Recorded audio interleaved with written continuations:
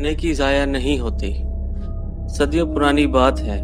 हिंदुस्तान पर उस वक्त के राजा महाराजे हुकूमत किया करते थे। एक हिंदू राजे ने बहुत से इलाकों पर कब्जा किया हुआ था। वो एक जालिम बादशाह था। बात बात पर अपने वजीरों को कत्ल करवा दिया करता था। उसका एक वजीर एक अक्लमंद और रहमदिल शख्स था। वो रियाया के साथ नेक सलूक और रहमदिली करता था और उनकी मदद किया करता था। बादशाह को ये चीज़ नागवार गुजरती थी। एक मर्तबा वजीर दरिया की दूसरी जानिब जाने के लिए दरिया पर पहुंचा तो उसने देखा कि एक मल्हा अपनी नई कश्ती लिए उसका इस्तकबाल के लिए मौजूद है। जब वो दूसरी तरफ पहुंचा तो वजीर ने देखा कि दूसरी जानिब बादशाह अपने कारिंदे लिए खड़ा कश्ती को देख रहा है और उस पे कब्जा करना चाहता है। वजीर ने मल्हा की कश्ती उनसे बचा तो ली और मल्हा उसका शुक्रिया अदा करके वापस लौट गया। लेकिन बादशाह को ये चीज़ नागवार गुजरी और उसने दिल में वजीर के लिए गुस्सा भर लिया। कुछ अरसे बाद किसी ने इस मसले पर वजीर के खिलाफ बादशाह के कान भरना शुरू कर दिए।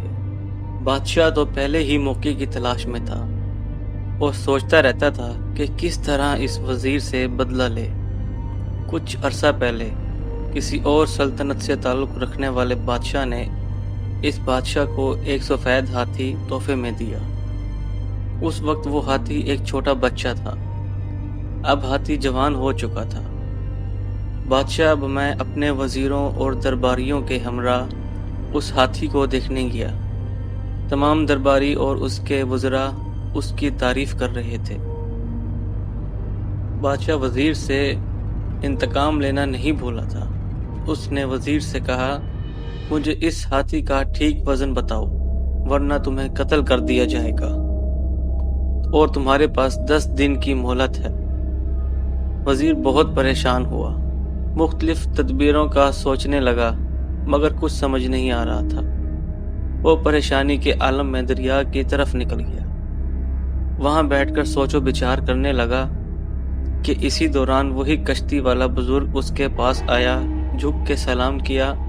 वजीर को परेशान देखा और पूछा, मोहतरम वजीर, क्या बात है, आप परेशान लग रहे हैं। वजीर ने कहा, हाँ बुजुर्गो, बादशाह ने एक उलझन में डाल दिया है।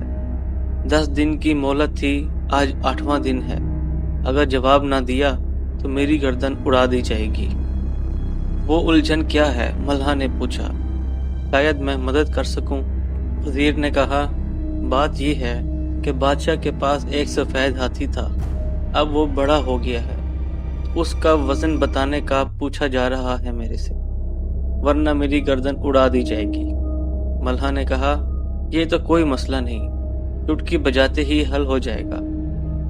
वजीर ने कहा, यहाँ मेरी जान पे बनी हुई है, आप चुटकी बजाते मसला हल कर रहे हैं। मल्हा ने कहा, जी मोहतरम, आप कल हाथी अपना लाइए, इसे कश्ती में बिठा कर दरिया में उतारते हैं। जितना पानी में कश्ती जाएगी उतना उस पानी के अंदर हाथी भी जाएगा। जहाँ तक पानी आएगा वहाँ तक हाथी का निशान लगा लेंगे और उसके बराबर पत्थर जमा करके वजन करके बादशाह को बता देंगे। वजीर को ये तदबीर बहुत अच्छी लगी। अगले दिन वजीर हाथी को लेके आया। उन्होंने कश्ती में हाथी को सवार करके दरिया में उतारा। लिहाजा दरिया में उतरते ही हाथी एक हद तक पहुंच के रुक गया।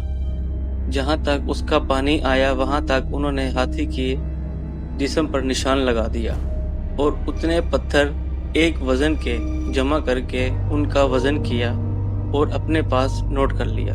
अगले दिन जब उसकी मोहलत ख़त्म हुई तो बादशाह ने वजीर से पूछा और वजीर ने उसका वजन बता दिया।